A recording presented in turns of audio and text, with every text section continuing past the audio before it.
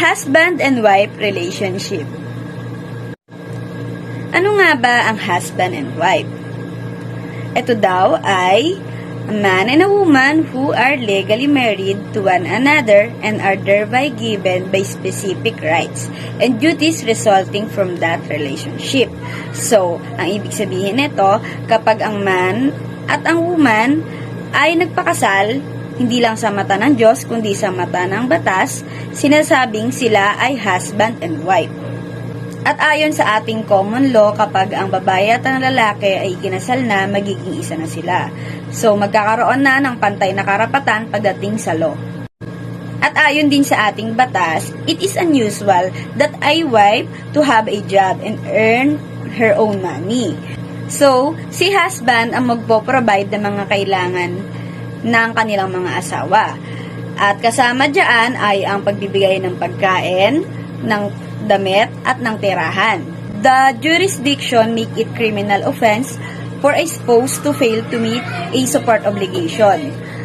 So, tingin ko kahit sang bansa naman yan. Kailangan talaga na si spouse or si husband ay magbibigay ng alimony and child support obligation.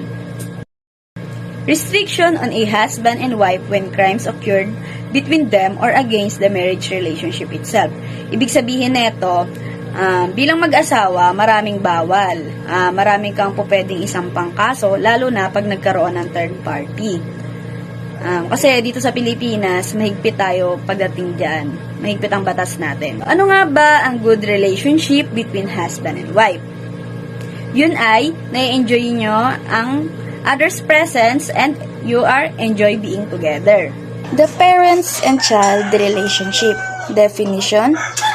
First one is, it was the one that nurtured the child mental, physical, and social development. The next one is, it was a unique bond for both the parents and the child. The third one is, it was the foundation that lays the child personality, behavior, and life choices.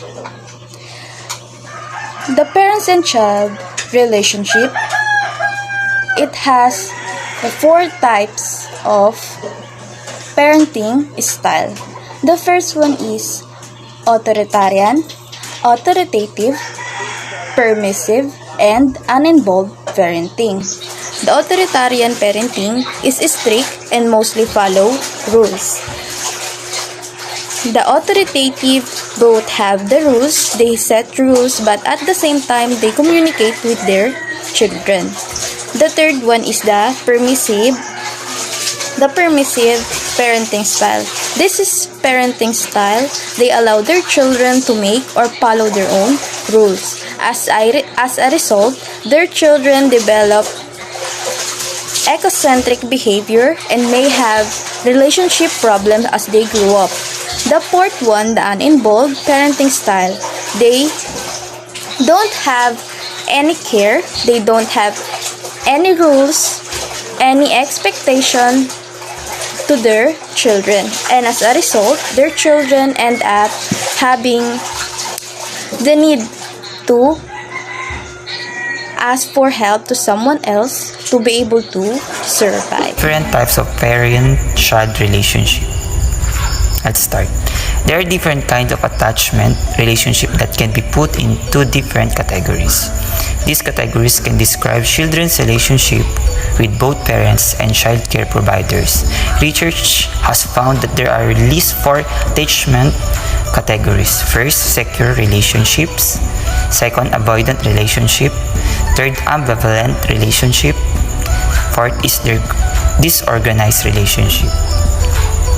These categories describes the way the children act and the way the adult acts with the children. The strongest kind of attachment is called secure. The way the parents provide response a child may lead to one of the first types of attachments categories. The way a child is attached to her parents also affects how he will behave around others when the parents is not around. First, secure relationship. This is the strongest type of attachment, a child in this category feels he can depend on his parents or provider. He knows that person will be there when he needs support. He knows that to expect. The secure child usually play well with other children his age. He may cry when his mother leaves. He will usually settle down if a friendly adult is there to comfort him. When parents pick him up from children care, he is usually very happy to see them. He may have a hard time leaving child care. Though this can be confusing if the child was upset when the parents left at the beginning of the day. Does not mean that the child is not happy to see the parents. How to adult build secure attachment relationship? Adults are constantly when they respond to the child needs. When a child cries, the adult responds in loving or caring way. When a child is hungry, the adult feeds her fairly soon. When a child is afraid, the adult is there to take care of her. When the child is excited about something, the adult are excited about it too. Over time, surely a touched child has learned that he can rely on special adults to be there for him. He knows that if he ever needs something, someone will be there to help. Second, avoidant relationship. This is one category of attachment that is not secure. Avoidant children have learned that depending on parents won't get them that secure feeling they want, so they learn to take care of themselves. Avoidant children may seem too independent. They do not often ask for help, but they get frustrated easily. They may have difficult playing with other children their age. They may be aggressive at times. Biting, hitting, pushing, and screaming are common for many children, but avoidant children do those things more than other children. Avoidant children usually do not build strong relationship with provider in their child care settings. They don't complain when the parents leave them, and they usually do not greet them when the parents return. They know that the parents have returned, but it's almost like they want to punish them by ignoring them. They seem to try care of themselves. What kind of parents' behavior is linked to this category of attachment? Parents respond to their children's need, but usually takes a while. When a child is hungry, the child will be fed, but probably after she's been waiting for a long time. When the child is frightened, he usually left to deal with her own. When a child is excited about something, the parents may turn away or ignore her. A child gets used to not having her needs met, so she learned to take care of herself. There are different reasons why parents might act this way. Some parents just don't know when their baby or child needs something, or other parents might think that it will make their child more independent if the parents do not give them into the child. Providers who have avoidant child is their care may be able to help parents recognize and understand their children's needs. Third, ambivalent relationship is another way a child may be secured attached to his parents. Children who are not ambivalent have learned that sometimes their needs are met, sometimes they are not. They notice what behavior got their parents' attention in the past and use it over and over. They are always looking for the feelings of security that they sometimes get. Ambivalent children are often very clingy. They tend to act younger than they really are and may seem over-emotional. When older preschooler or early elementary children want to add an adult attention, they may use baby talk or act like a baby. Ambivalent children often cry, get frustrated easily, and love to be the center of attention. They get upset if people are not paying attention to them and have hard time doing this on their own. Ambivalent children seem to latch onto everyone for a short period of time. They have a very hard time letting parents go at the beginning of the day, and the crying may last a long time. What kind of parents' behavior is linked to this category of attachment? When an infant is crying, their parents sometimes respond, sometimes they don't. When a child is hungry, she may be fed but in more likely she will be fed when she's not hungry.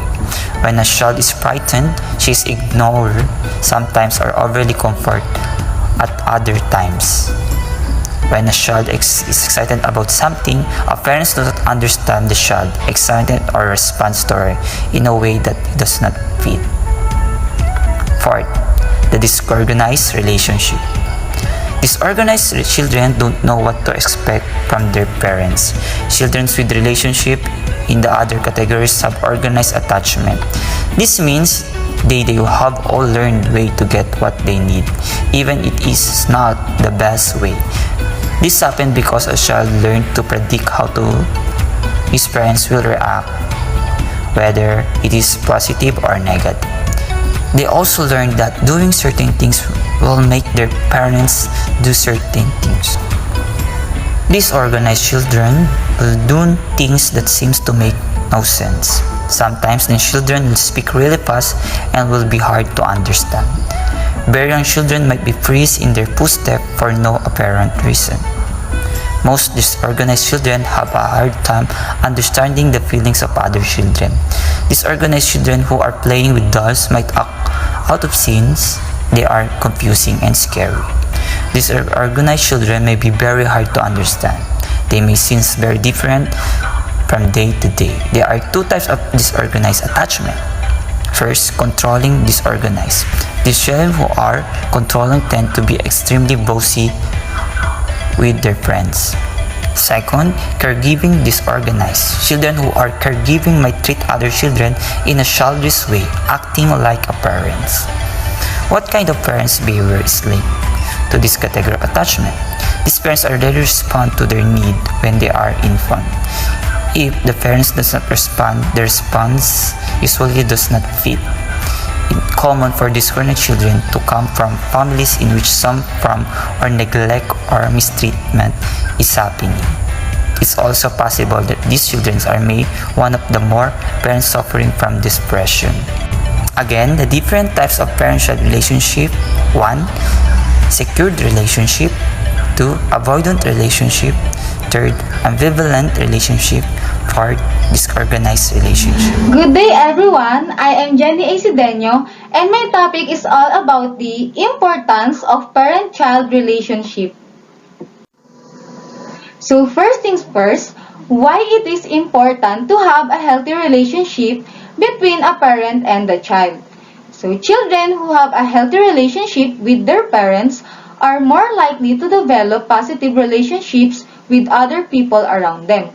So bakit nga ba na mahalaga na ang magulang at ang anak ay may ugnayan sa isa't isa? Simple lamang.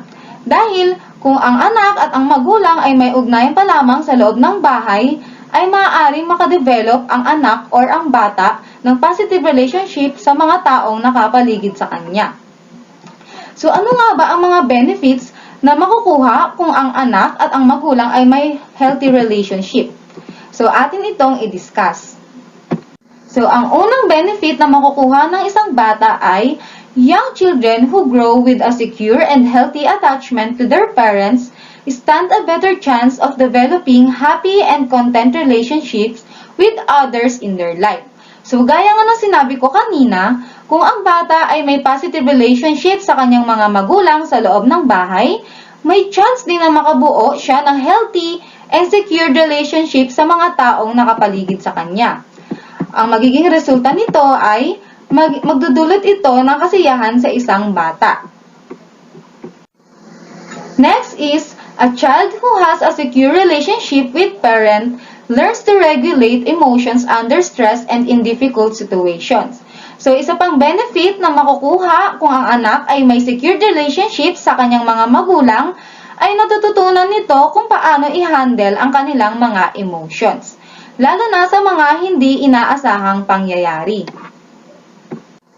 Next is, a secure attachment with parents help promote a child's cognitive, emotional, and social development.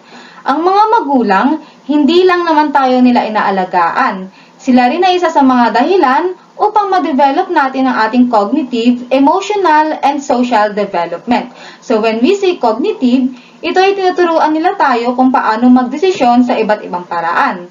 When we say emotional, ito naman kung paano tayo mag-handle ng stress or kung paano tayo mag-handle ng ating mga emotions. At ang social development naman ay ito yung kung paano tayo makihalubilo sa iba at makipag-ugnayan sa iba. The healthy involvement of parents in their children's day-to-day life helps ensure that their kids can perform better socially and academically.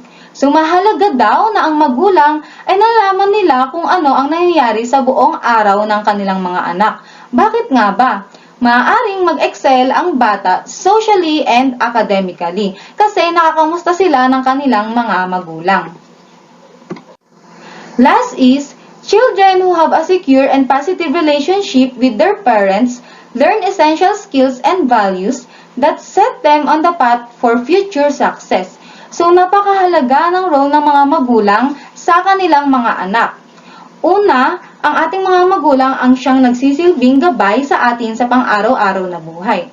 Pangalawa, marami tayong natututunan sa kanila. Isa na rito ay ang gumawa ng desisyon na maaaring magbigay sa atin ng magandang epekto o resulta. Pangatlo, yung mga natutunan natin sa ating mga magulang ay maaari nating may apply sa ating sarili upang maging successful tayo in the near future. Good day everyone! The topic I'm going to report is about improving family relationship. Healthy family relationship can foster a feeling of love and security in all family members. It can be one of the greatest boons parents can give to their children. A nurturing and caring environment which has helped them grow in well-balanced, happy and successful adults. So today, I will discuss the tips on how can we improve family relationship. So, let's start. Happy family tip number 1. Face issues head on. The best way to improve your family life is not to leave issues unresolved. One of the biggest reason for family member to split is because of ended communication. Most of us have a hard time with confrontation because it hurts. We disagree and oftentimes the ugly truth comes out. When we make the choice to keep pushing through and laying it all out on the table, we can get to know our family members better. This is a key part of getting to know your kids. Why they're behaving poorly or they're feeling sad. There's a reason for anything. The key to this is to understand that everyone has different views, experience, and circumstances. It's easier for us to note this with other adults but not as easy with our children. When we communicate with them and allow them to share, we also have to respect their opinions without judgment. We must also find balance and discern the something important need to be addressed. So next, happy family tip number 2. Be humble and give a sincere apology. It doesn't always matter who's right or wrong. What matters is whether or not you hurt each other. Many times we intend to do good but we end up hurting our family members. Or we simply don't regard how they feel because we don't agree that it's worth caring about. Despite of our differences, we must apologize sincerely. It's one of the best way to improve family life. Sometimes, I'm sorry is just not enough. How you can sincerely deliver an apology. The best way is to acknowledge that you've hurt the other person first and then deliver the apology. For example, say this: I had no idea that bothered you so much. I'm truly sorry for hurting your feelings. When it comes to a family member, it's always okay to surrender. When you hurt someone through your actions, whether you feel justified or not. So next, happy family tip number 3. Watch your words with your family members and your children. Be mindful to not tear them down. If you want trust, the best way to form it is by showing respect, Trust is a huge key to a happy family and a way to improve family relationships. Watch the word you use with your spouse and children and ask yourself if they resent you for saying that. Would you like if someone spoke to you that way? So next, happy family tip number 4. Avoid harsh criticism and judgment. Nitpicking can break anyone down. The biggest pain and confidence issue come from family members who didn't realize the pain they were causing. When you see fault, ask yourself if it's really necessary to point it out. Your family members and your children learn more through example and boundaries than through being told. If they know that every time they were around you, you're going to try to fix them, they're just not going to feel like accepted by you, and they won't want to be around you.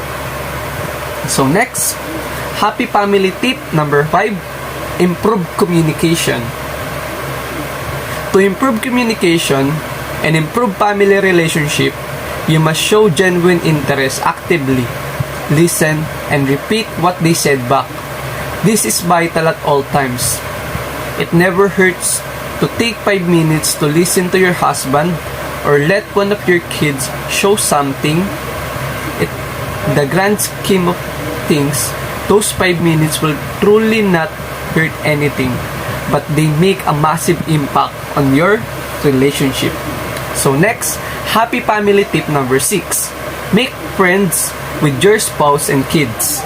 Make friends with kids and your spouse by showing empathy and putting yourself in their shoes and what they're going through. Even if you're dealing with a small child, repeat their concern back to them and acknowledge their pain. Remember, your opinion doesn't matter. What matters is your relationship with family members.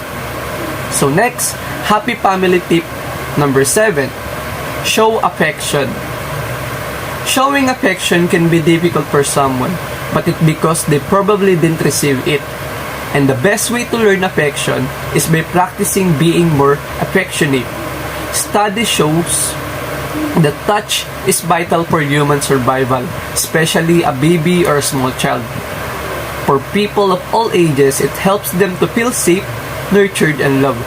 Remember, boundaries to be appropriate. Also, never forget the power of a hand on your daughter's shoulder, a stroke of your son's cheek, or a simple hug. And lastly, happy family tip number 8, give mutual respect. The most important of all is mutual respect, especially for parents toward their children. Often parents have an old view that their child is basically their child forever and they're entitled to treat their children however they want. They never show their child respect even from a young age and treat them solely like a subordinate.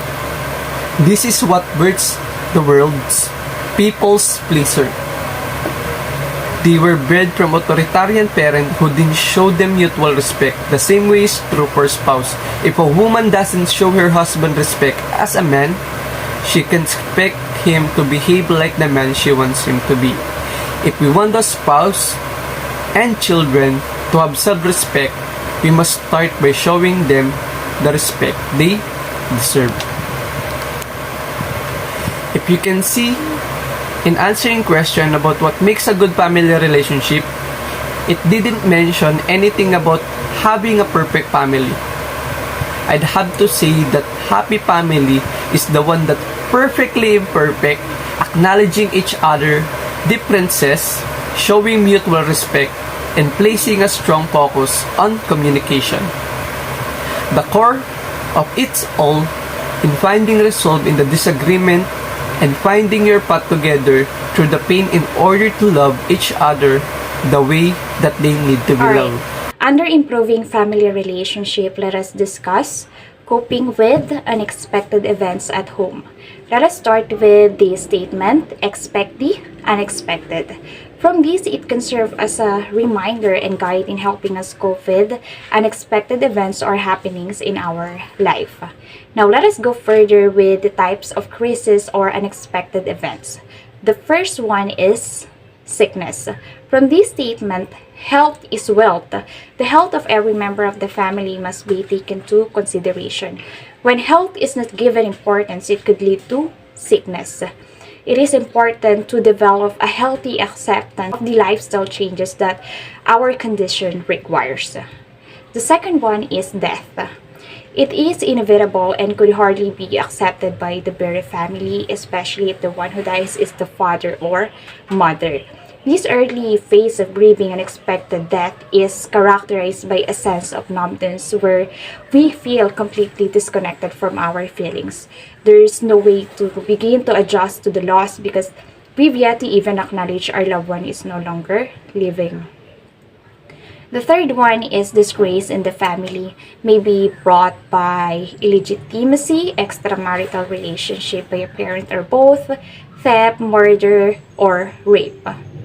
The fourth one is separation of parents. It is one of unfortunate event. The state that whoever is more responsible in guiding the children and has the better capacity to support them will have the custody of the children. Also, parental separation is generally preceded by conflict, which is itself a risk factor for child problem behavior. Child may feel a sense of loss, fearful about being left alone. If one parent can go, perhaps the other one will do the same.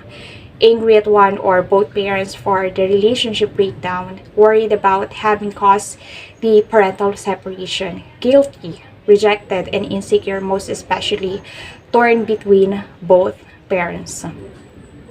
The next one is unemployment. The sudden loss of job, especially by the breadwinner of the family, brings about major effect on family members because the family's financial stability is at stake. Next one is natural calamities. Natural calamities such as floods, earthquakes, storm, fire, and tidal waves bring great disaster to affected families. Financial losses occur to the victims.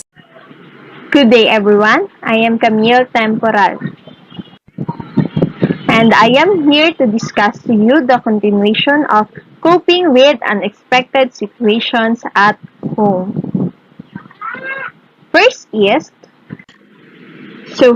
is unexpected guests. Let me read first. In most Filipino homes, during fiestas or other family celebrations, families have lavish preparations. Guests are welcomed happily and are well entertained. So, alam naman natin na kilala tayo, mga Pilipino, bilang hospitable, yung tipong kapag may bisita kayo, ilalabas ng nanay niyo yung mga bagong kutsara, tinidor, baso, plato, at ayun yung ipapagamit sa mga bisita nyo. Samantalang tayo, ang ginagamit natin yung mga luma na. At, syempre, kapag may bisita din tayo, ini-entertain natin at wini-welcome natin sila ng maayos. So, paano nga ba natin madidil kapag meron tayong unexpected guest or hindi natin inaasahang bisita na bigla na lang susulpot sa bahay nyo, nandyan na sa labas ng bahay nyo. So, paano natin sila i-welcome? So, first, kung hindi nyo naman kilala yung bisita na dumating sa bahay nyo, magtanong muna kayo sa mga family members nyo kung kilala ba nila yon bago nyo papasukin sa bahay nyo. And syempre, kung kilala naman nila at kilala mo na din, paghintayin nyo muna sa labas ng bahay nyo saglit at maglinis muna sa sala nyo bago nyo papasukin sa loob ng bahay nyo. Kasi, di ba, mamaya may mga kalat-kalat dyan sa loob ng sala nyo na hindi dapat makita. So, konting ayos muna ng bahay nyo bago nyo papasukin. Then, after that, papasukin nyo sila ng maayos, i-welcome nyo sila ng maayos. Tapos, syempre, as Filipino, aalokin natin sila ng pagkain at i-entertain natin sila. So, next is the sudden illness. The health of every family member can be sustained if every member knows the basic rules of healthy habits and hygiene. So, para maiwasan yung pagkakaroon ng sakit ng pamilya natin, dapat alam natin yung mga basic rules of healthy habits. So, ano-ano ba yun? Simple lang, yung pagkain ng gulay, yung pagkain ng masustansyang pagkain, hindi yung puro noodles, chichirya, soft drinks. So, syempre, dapat umiinom din tayo ng madaming tubig. 8 glasses of water a day, di ba? At syempre, yung personal hygiene natin, yung paggugupit ng kuko, paghuhugas ng kamay, pagligo araw-araw. So, syempre, pagligo araw-araw, importante yan. Hindi yung naliligo tayo 3 days bago tayo maligo ulit, di ba? Syempre, mangangamoy tayo niyan. At syempre, possible na magkasakit tayo. Lalo na ngayon, pandemic. So, iwasan natin na magkasakit tayo. Okay? So dapat ready din tayo kapag in case na magkasakit yung isa sa family member natin. So, kailangan meron tayong medicine cabinet. So, ano ba yung mga nakalagay sa medicine cabinet natin? Siyempre, yung mga commonly needed medicine, tulad ng Bigesic, Biflu, Nurtec, or mga iba pang gamot. So, mga tools din and supplies na ginagamit natin sa panggamot sa may sakit. So, ay yung tinatawag nating first aid kit. So, syempre, dapat meron din tayong first aid kit booklet. So, ito yung ginagamit natin as reference kapag hindi natin alam yung dapat nating gawin or hindi tayo sigurado. So, dito nakalagay yung basic instructions and general guidelines kung ano yung specific first aid treatment na dapat ibigay natin sa may sakit or sa merong specific injury. So, yon. So, next is follow a plan of action for emergency situations. This includes, assessing the situation immediately. So, syempre, tatanong mo yung patient, ano nangyari? And assessing the extent of the illness. So, tatanong mo, saan yung masakit? Syempre, hindi mo agad-agad siyang gagalawin. Syempre, tatanong mo muna saan yung masakit. Next is, follow a plan of action for emergency situations. So, ito yung mga assessing the situation immediately. So, itatanong mo sa pasyente kung ano yung nangyari. And then, itatanong mo kung saan yung masakit. Wag nyo agad-agad gagalawin, syempre, di ba? And paying attention to the patient's breathing, heartbeat, temperature, pulse rate, and level of consciousness. So, i-check nyo din yung yung heartbeat niya, kung humihinga pa ba or nahihirapan siya huminga, and then yung temperature niya. And then, should there be any symptoms, give first aid treatment to the victim or patient immediately.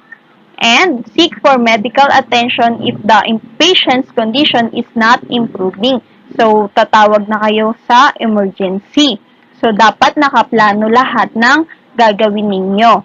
And, syempre, importante din na wag tayong masyashock, wag tayong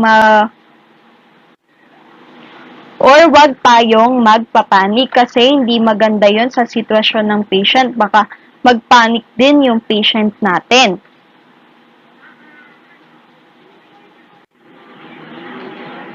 Next is, do simple nursing care. It is a case of mild illness. The patient remain only at home, but taking care of an ill patient even at home requires nursing care. So, example dito, yung mga tinatrangkaso, may lagnat, may sipon. So, syempre, bibigyan natin sila ng mga nutritious food. And water is next to food. And give him her proper clothing. Make the patient feel clean and refreshed. Keep the room clean, orderly, well ventilated. So, syempre, dapat refreshing din yung refreshing din yung area ng patient natin kahit nasa bahay para mabilis siyang gumaling. And lift up the patient's spirits by having conversation with him, allowing him or her to listen to music or reading to him her favorite stories. So, dapat kinakausap din natin yung patient para mas mabilis gumaling. And then, check on his or her temperature regularly and record this to see if there is a decline on his or her temperature. So, syempre, dapat i-check din natin yung temperature niya, kung may improvement ba, kung bumaba ba, para malaman natin kung dapat nang dalhin sa hospital. So, yun. Guidelines in coping with unexpected events. So, punta tayo sa guidelines. So, no matter how small the family income, always set aside a little amount of emergency purposes. So, dapat mag-iipon din tayo for emergency purposes natin para hindi tayo mangungutang in case na may emergency, at least may naipon tayo para sa family natin.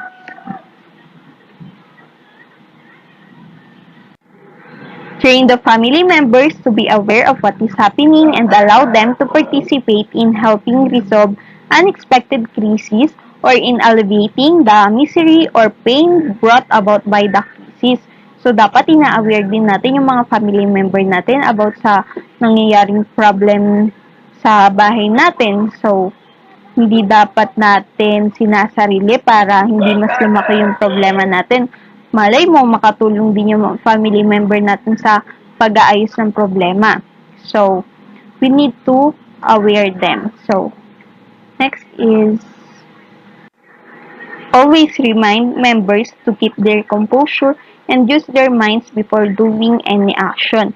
Be spiritually strong. So, dapat napapangaralan din natin yung family members natin sa kung anong dapat gawin, na dapat ginagamitan muna ng utak lahat bago natin gawa ng action. So, dapat iniisip muna natin kung makakabuti ba to para sa atin or hindi. And dapat minomotivate din natin sila. That's all for today. Thank you so much.